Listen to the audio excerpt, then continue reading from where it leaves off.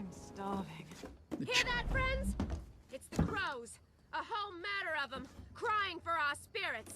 They're singing the tale of Baron Northcrest, the tapper who locked us in this iron cage, all in the name of progress. Well, while we're here, we may as well see what Basso has lined up for us. Over here. I have something for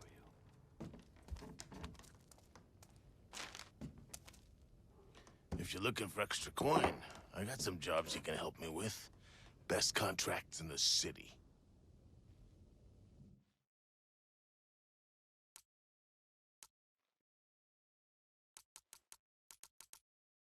Yeah, we'll just take all of them. If we find one of them is on the way to the objective, we'll probably check it out.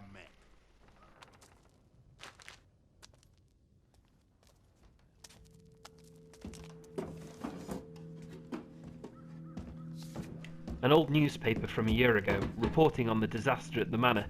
The explosion from the ritual was explained away as someone wanting to take the Baron out. I'm not feeling well. You need something?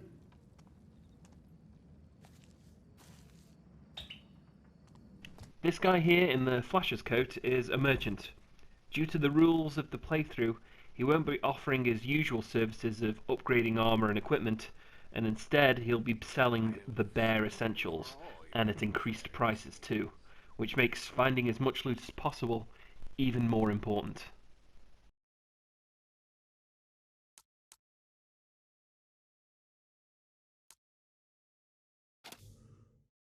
Huh, I guess the restricted items can be useful after all.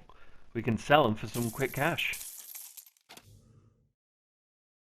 Ah, the wrench. A very useful tool that can literally open up new paths for us. Not enough coin though, gonna have to save up for that one.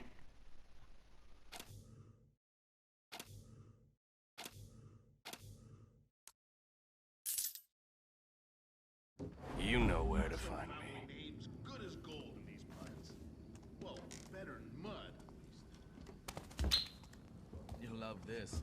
The Blacktops tried to evict Mortimer. Now there's a job I wouldn't take. Of course, he went off on them, so they beat the tallow out of him. Well, he had it coming. And then they pitched him in a cart. He wasn't even dead. If you're buying, I'm selling. Another night, another gloomer. Someone talking to himself by the clock tower. That's how it started with the upstairs neighbors. How'd it finish then? I came to the barrack and didn't go back. Another newspaper article, dated more recently. It talks about the Baron's first public appearance since the supposed assassination attempt. He appears more weak and frail, but they put a positive slant on it. If you're buying, I'm selling.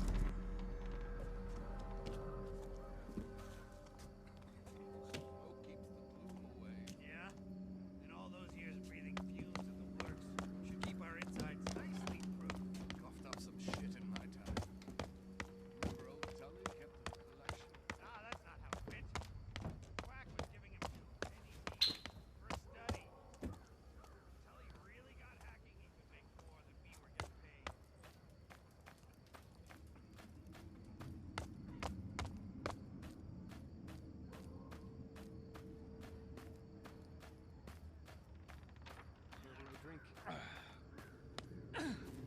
That's the last of them.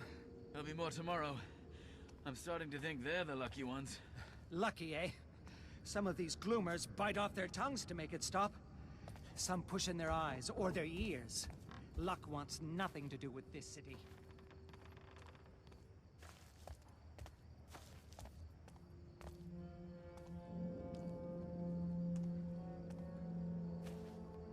The old chapel on Morningside. The court of the Queen of Beggars.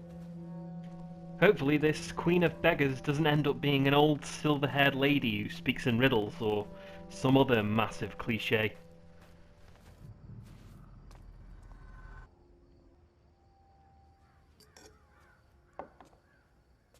It's a lonely night. It's the best kind. Garrett. You walk a path few would wish. That's the only one I know. Quite.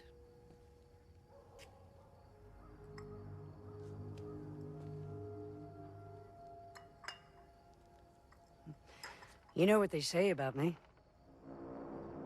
That you know everything that happens in this city.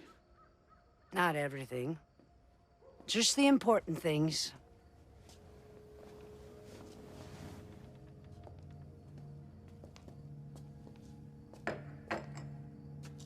What brings you here? Seeking my counsel?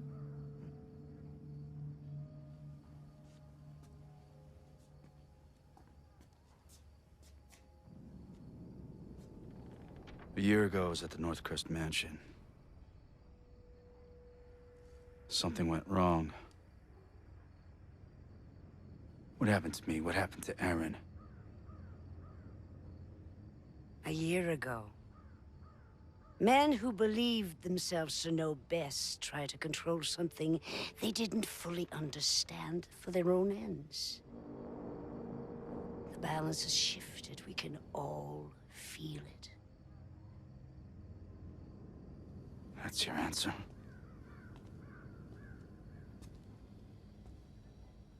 When my beggars found you, after the accident, they thought you were dead. But you were not dead. So we healed your broken body and brought you from the city to keep you safe while we waited. But then, just after the gloom started, something began to wake you. It was time for you to return home. This city grows sick. It will tell you all in time, if you choose to listen. Careful, Garrett. There are worse things in the shadows than you.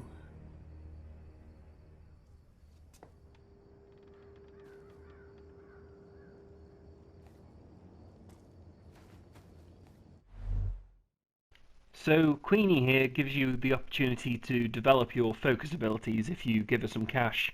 But because focus is disabled in this playthrough, that makes her pretty useless.